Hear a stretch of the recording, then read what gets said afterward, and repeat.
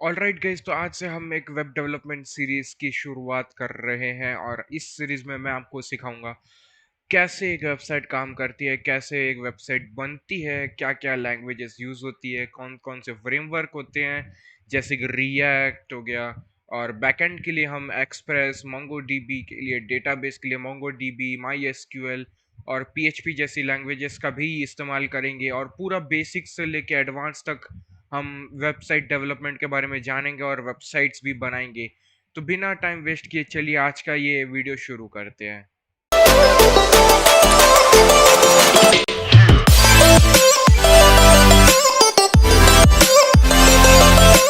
ये होगा कि हम इसका जो अगला पार्ट है, सेकंड पार्ट, जिसमें हम पूरा बेसिक HTML से शुरू करने वाले। तो क्या क्या हमें ज़रूरत होगी, किन किन सॉफ्टवेयर की क्या क्या हम यूज़ करने वाले, तो उनके बारे में मैं बताऊंगा। और ये जो जितने भी इंट्रोडक्टरी वीडियो होंगे वो सब मैं अज्यूम करके चलूँगा कि आपको वेब डेवलपमेंट के बारे में कुछ भी नहीं पता, और आप पाइथन से आए हो मान लो, या आप सी लैंग्वेज से आए, आपने अभी तक कभी वेब डेवलपमेंट के बारे में नहीं देखा, कभी ट्राई नहीं किया, तो मैं ये मान के चलूंगा। और जो सेकंड और थर्ड पार्ट होंगे उसमें मैं थोड़ा एडवांस में जाऊंगा, थोड़ा सा डीप होगा, थोड़ा डिटेल में मैं आपको सब बताऊंगा। तो आज के ये वीडियो में मैं फिलहाल हम बात करेंगे कि वेबसाइट कैसे काम करती है, क्या उनका यूज़ होता है। तो दोस्तों, वेबसाइट जो है वो और कुछ नहीं, तीन लैंग्वेजेस से हम उसका जो फ्रंट एंड और बैक एंड है वो तीन लैंग्वेजेस के ऊपर ही डिपेंड करता है। HTML, CSS, JavaScript. Back and के लिए हम कई बार जैंगो, कई बार रूबी ऑन रेल्स जैसी लैंग्वेजेस का भी यूज़ करते हैं। राइट गाइस, तो यहाँ पे मैंने जो है अपना फेस कैम हटा दिया ताकि मैं थोड़ा सा ये जूम इन करके आपको अच्छे से सब कुछ दिखा सकूँ। तो गाइज, एक जो भी ये होता है, वेबसाइट होती है, उसके दो पार्ट होते हैं। एक होता है उसका फ्रंट एंड, एक होता है उसका बैक एंड। फ्रंट एंड वो होता है जिसे हम देख सकते हैं, जिसके साथ हम इंटरेक्शन करते हैं, बटन या फिर कोई भी पेज होता है जिसके साथ हम इंटरेक्शन करते हैं। जैसे कि मैं आपको दिखाऊं, हमारी खुद की वेबसाइट दिखाता हूँ आपको। जैसे तो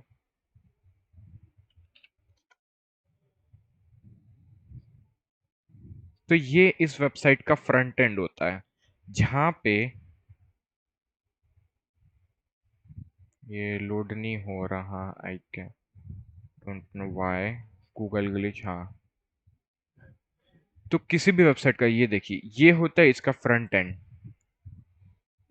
जो हमें दिखाता है जिस जो कोड, ये जो है ये कोड ही है, ये एक स्पेशल टाइप का कोड है। ठीक है, इसे हम बैकएंड और फ्रंट एंड के लिए यूज करते हैं। तो जावास्क्रिप्ट हम बैकएंड के लिए भी यूज कर सकते हैं। बैकएंड और फ्रंट एंड क्या है? आप मान लो यहाँ पे एक स्टेज है, एक स्टेज, ठीक है, यहाँ पे एक स्टेज है जहाँ पे लोग परफॉर्मेंस, अपना अपना परफॉर्मेंस, अपना अपना आर्ट दिखाते हैं। ठीक है, तो ये जो स्टेज है जहाँ पे हम जो परफॉर्मेंस हो रही है वो देख रहे हैं, वो एक फ्रंट एंड है। यहाँ पे जो परफॉर्मेंस कर रहा है ये बंदा, ये जो है यहाँ पे, ये जो है ये फ्रंट एंड है। ओके, और जो बिहाइंड द स्टेज जो हो रहा है, जिसे बिहाइंड द स्टेज जो लोग हैंडल कर रहे हैं ये सब परफॉर्मेंस को, और जो इवेंट हो रहा है उसको हैंडल कर रहे हैं, उसे हम कहेंगे बैक एंड। तो जो परफॉर्म, और यहाँ पे जो ऑडियंस है, ऑडियंस वो होती है हमारी यूजर। जो ऑडियंस है वो हमारी यूजर है। ऑडियंस जो है वो हमारी यूजर है वेबसाइट की। तो जो स्टेज है वहां पे जो परफॉर्मेंस हो रहा है, तो वो हम कहेंगे ये फ्रंट एंड है, जिसे हम देख सकते हैं, जो कि बैक एंड से सारा इंफॉर्मेशन लेके आता है। क्या लेके आता है कि भाई तुम्हारा परफॉर्मेंस है, तुम्हें ये काम करना है और ये इस तरह से एक्ट करना है, तुम ये जाके करो। ठीक है, तो इस तरह से जो है बैक एंड यानी बिहाइंड द स्टेज यानी सर्वर, फ्रंट एंड यानी कि पेज को कमांड करता है कि अब तुम्हें ये करना है। और वो कब करता है? जब हम उसे रिक्वेस्ट करते हैं कि हमारे बारे में डिटेल्स हमें दे दो। तो इसे थोड़ा सा और विस्तार से एक असली वेबसाइट के माध्यम से समझते हैं। तो ये देखिए, यहाँ पर ये एक फ्रंट एंड है जिसे हम देख सकते हैं। ओके, फ्रंट एंड में सारी वेबसाइट का कंटेंट आता है। और अब जब मैं यहाँ पे, जैसे मैं ऑर्डर्स पे जाता हूँ, तो जैसे ही मैं यहाँ पे ऑर्डर्स पे क्लिक करूंगा, तो ये क्या होता है यहाँ पे जब मैं यहाँ पे नीचे बना के दिखाता हूँ आपको। तो जब मैं यहाँ पे, ये मेरी वेबसाइट है भगत मार्ट और यहाँ पे ये सर्वर है इसका, ये पेज है और ये सर्वर है। तो जब मैं यहाँ से इसे, ये होम पेज से इसे सर्वर पे रिक्वेस्ट भेजता हूँ ऑर्डर के पेज की, कि भाई साहब आप ऑर्डर मेरे को जो है वो दे दीजिए, ऑर्डर्स मेरे वो मेरे को भेज दो।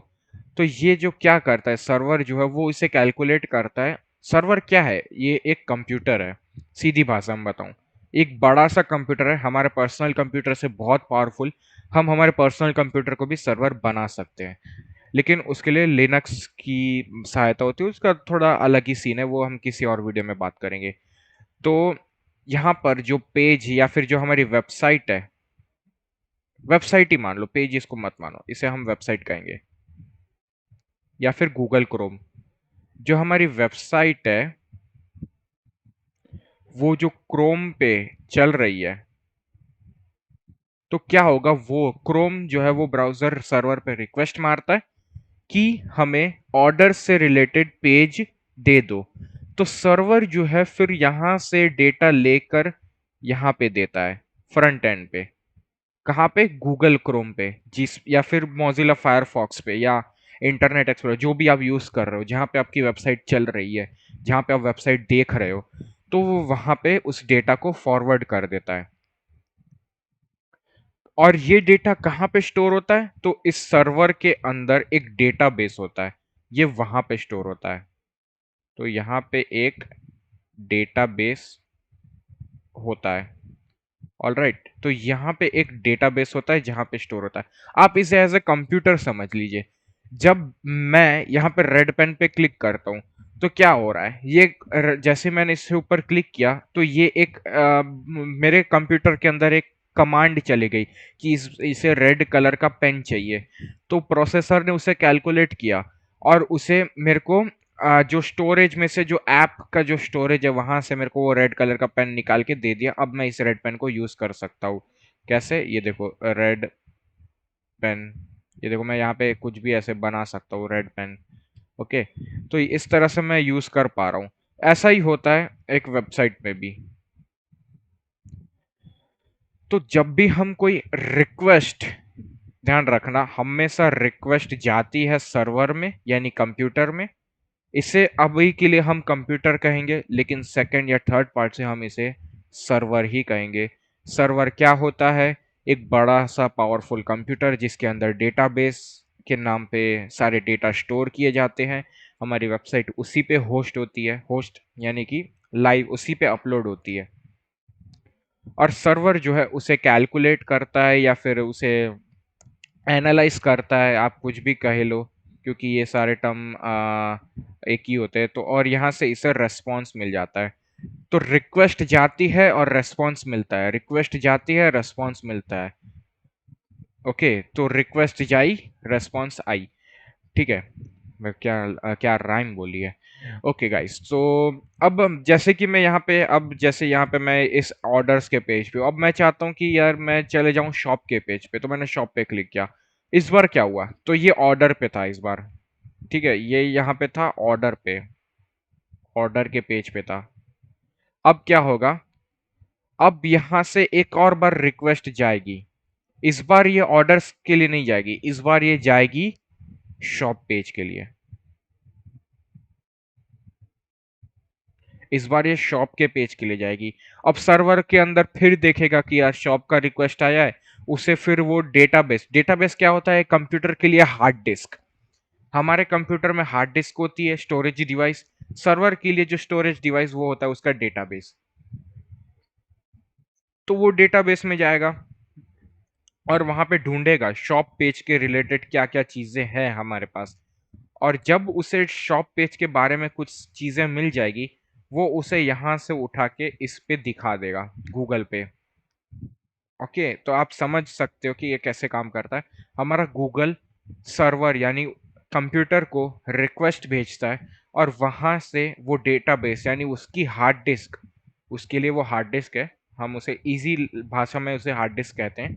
तो उस कंप्यूटर की हार्ड डिस्क में वो उससे रिलेटेड चीज़ें ढूँढता है, उससे रिलेटेड डेटा, इन्फॉर्मेशन ढूँढता है और जब उसे वो इन्फॉर्मेशन मिल जाती है तो वो उसे रेस्पॉन्स रेस्पॉन्स पे नाम पे उसे रेस्पॉन्स करके उसके उसके बिहाफ़ पे रेस्पॉन्स करके वो उसे गूगल पे वापस भेज देता है और हमें यहाँ पे क्या देखने मिलता है? हमें देखने मिलता है शॉप का पेज।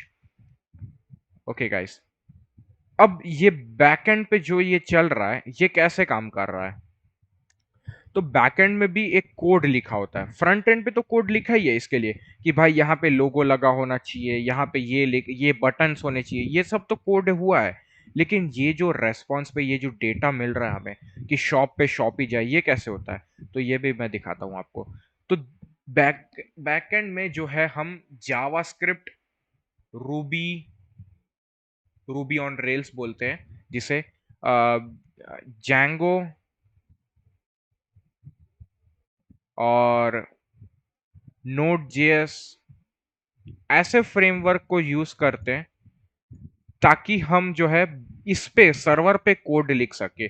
दोनों जगह पे कोड लिखे जाते हैं, ध्यान रखना, एक यहाँ के लिए और एक यहाँ के लिए, फ्रंट एंड बैक एंड दोनों के लिए कोड लिखे जाएंगे। तो ये डी है, DJANGO, जैंगो। ओके, तो यहाँ पे हम अभी जावास्क्रिप्ट के बारे में सीखेंगे, फर्दर हम नोड जेएस के बारे में सीखेंगे। सो अब हम आगे बढ़ रहे हैं, तो यहाँ पे मैं जावास्क्रिप्ट की मदद से कोड लिखता हूँ कि जब भी शॉप के रिलेटेड या ऑर्डर के रिलेटेड कोई भी रिक्वेस्ट आती है, कोई भी रिक्वेस्ट आती है, रिक्वेस्ट, तो उसे क्या देना? उसे शॉप का पेज दे देना, इस भाई साहब को शॉप का पेज दे देना, इस भाई साहब को ऑर्डर का पेज दे देना। क्या दे देना? रेस्पॉन्स करके। कैसे? रेस्पॉन्स में। कैसे देना है भाई साहब? रेस्पॉन्स में देना है। रेस्पॉन्स, रेस्पॉन्स, मैं बार बार बोल रहा हूँ, रिक्वेस्ट और रेस्पॉन्स इन दोनों चीजों के बीच में ही खेल होते रहता है। तो जब भी कोई शॉप पेज की रिक्वेस्ट मांगेगा तो उसे शॉप पेज को एज अ रेस्पॉन्स भेज देना, क्योंकि वो दूसरे पेज में होगा। जैसे कि मैं मान लो ऑर्डर शॉप पेज में हूँ और ऑर्डर पेज पे जाना चाहता हूँ, तो मैं ऑर्डर के लिए रिक्वेस्ट भेजूंगा सर्वर को यानी कंप्यूटर को। कंप्यूटर में एक खास कोड लिखा हुआ है जो कि ये कहता है कि जब भी ऑर्डर पेज की रिक्वेस्ट है तो ऑर्डर पेज के बारे में जो कुछ भी उसके डेटाबेस यानी हार्ड डिस्क में है वो उसे रेस्पॉन्स के तौर पे भेज देना फ्रंट एंड यानी कि हमारे गूगल के पास।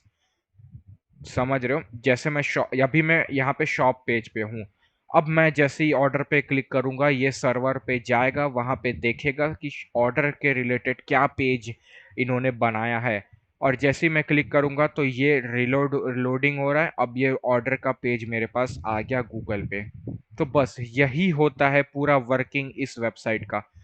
HTML से ढांचा बनता है वेबसाइट का, CSS से उसमें डिजाइनिंग होती है, जावास्क्रिप्ट से उसमें लॉजिक, या फिर आप कहो तो लॉजिक ही कह सकता।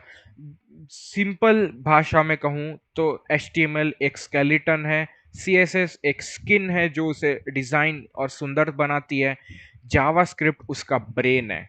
जावास्क्रिप्ट क्या है? उसका ब्रेन है। तो अगली वीडियो में हम जो है इसी के बारे में डिस्कस करेंगे। पहले इन दोनों की जो चीज़ों के बारे में डिस्कस करेंगे, HTML CSS के बारे में, और उसके बाद जब हम इन दोनों को कंप्लीट कर लेंगे उसके बाद हम जावास्क्रिप्ट सीखेंगे। तो सबसे पहले हम जो है वो HTML सीखने वाले हैं, HTML hyper text markup language, और फिर CSS। CSS और HTML में ज़्यादा कुछ फ़र्क नहीं है, ये मैं सब आपको दिखा दूंगा। बहुत इजी है ये, कुछ ज़्यादा रॉकेट साइंस नहीं है। कुछ भी प्रॉब्लम या कुछ भी डाउट हो तो कमेंट सेक्शन खुला हुआ है, जाओ जाके कमेंट करो और पूछो आपके सवाल, आपके डाउट्स क्या है। मैं ज़रूर उन्हें कोशिश करूंगा जल्द से जल्द रिप्लाई करूंगा। और आप मुझे कमेंट करके बताओ कि ये सीरीज़ आपको कैसी लग रही है, और आप आगे क्या आप एक्साइटेड हो आगे आने वाले वीडियोस के लिए, क्योंकि अगले वीडियो में हम HTML सीखने के बाद हम डायरेक्ट वेबसाइट बनाने के ऊपर जाएंगे ताकि हम HTML के अंदर यूज़ होने वाले टैग को समझ सके। तो आई होप आपको ये वीडियो पसंद आया होगा, पसंद आया तो लाइक कर देना, शेयर कर देना अपने फ्रेंड्स के साथ जो भी इंटरेस्टिंग है। अब अपने जिनको इंटरेस्ट है वेब डेवलपमेंट के बारे में, वेबसाइट के बारे में जानना में उन्हें इंटरेस्ट है, उन्हें शेयर कर दो। और मैं मिलूंगा अगले वीडियो में, तब तक के लिए बाय बाय।